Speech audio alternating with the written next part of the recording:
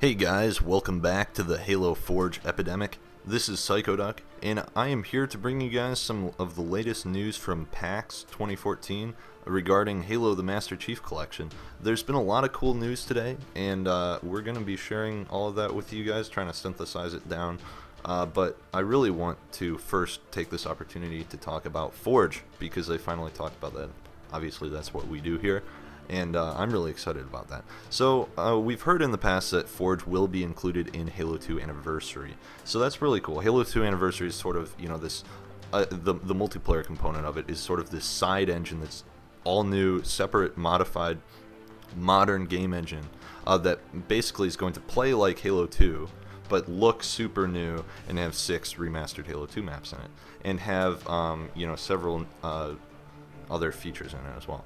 But so what's cool is Forge is in there, you know, so there's only 6 base maps, but you know, we can obviously greatly expand that catalog of maps through Forge.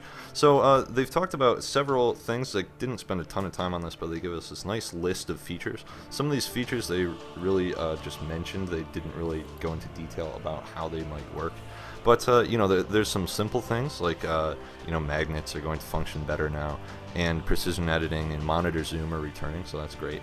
But then I think the biggest thing they talked about, probably the thing that I think is really cool, is that they talked about, you know, forging in like skybox space. You know, so you're going to be forging off on the side of like Ascension or Lockout, you know, in these skybox environments. And they said there were 3 of these, so I'm guessing Ascension and Lockout maybe off to the side of Sanctuary, or maybe it'll be on the 6th map that they haven't announced yet.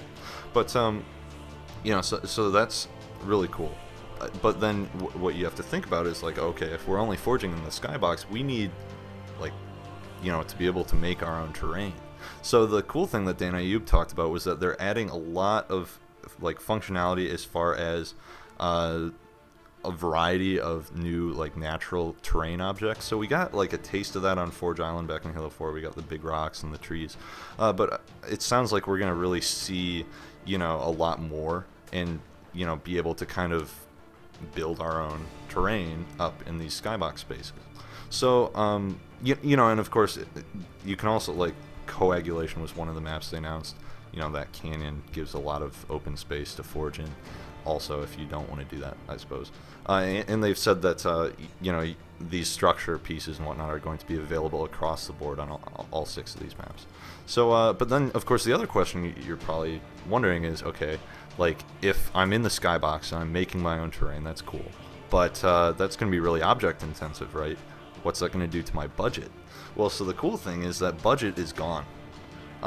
Instead, you're tied down by, you know, the hard object limit, and like the, you know, the limitations of, okay, you know, you can place this many walls and that many blocks. We're not sure if those limitations are being changed, or if it's still going to be the standard, like 100 blocks, 50 walls, you know. They haven't talked about that. It's hard to say, but I wouldn't be surprised if they were maybe bumped up a little bit. But also, kind of tying in with that is the addition of this performance meter. So in the past, you know, avoiding frame rate performance issues has not always been the easiest thing in Halo games. You know, if the engine's trying to render too many Forge objects at once, it'll suffer and it'll chug, and frame rate will slow down. So they're giving us this little bar right under the, like, the monitor shield bar at the top of the screen that shows performance, and it's basically just this little green bar, and like, if it starts to fill up with red, you know, it'll be like, okay, your performance is going to be a bit more poor. I would imagine that, given that we're working with much newer hardware, that performance issues will, I would think, be slightly easier to avoid anyways. But you know, you'll get that meter, so you won't be like sitting there like trying to see, is frame rate dropping when I do that? I can't tell, you know. So it will have this meter, the added functionality. They've also you know, they in their little list they showed some features like snap to ground and align to ground, also like movement snap, and some of these features, it's like, you know, you can kind of think of, okay, I think I know what that means, but you know, we don't know exactly how that's going to be implemented, exactly how those features are going to work just yet. But you know, it's pretty cool. So another big thing they talked about was like having cleaner, smoother forge objects, you know, like the textures on these objects, so you can kind of get like a more coherent look to your Forge maps. It wasn't always easy in Halo 4 or Halo Reach to make like really clean, coherent looking maps, so it looks like they're taking steps to do that. We've only seen a couple of their objects. They look to be the Halo 4 objects, just reskinned for the most part, as far as like at least for the standard blocks and whatnot. And they look interesting. I don't know how I really feel about them quite yet. They kind of have like a weathered look to them, but yeah, I don't know how I feel about that. We'll have to see in the future. But yeah, I think this is all really exciting.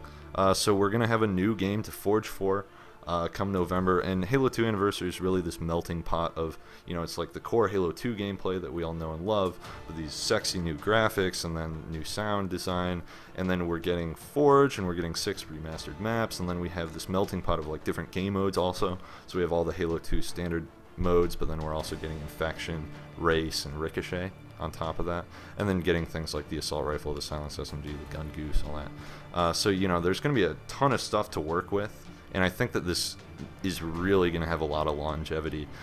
Even if there's not a dedicated Forge canvas, but, you know, you get all this skybox-based forging, so we should be able to really make maps for, you know, any number of different game modes, and, you know, just on the awesome core Halo 2 gameplay. So I'm really excited about that.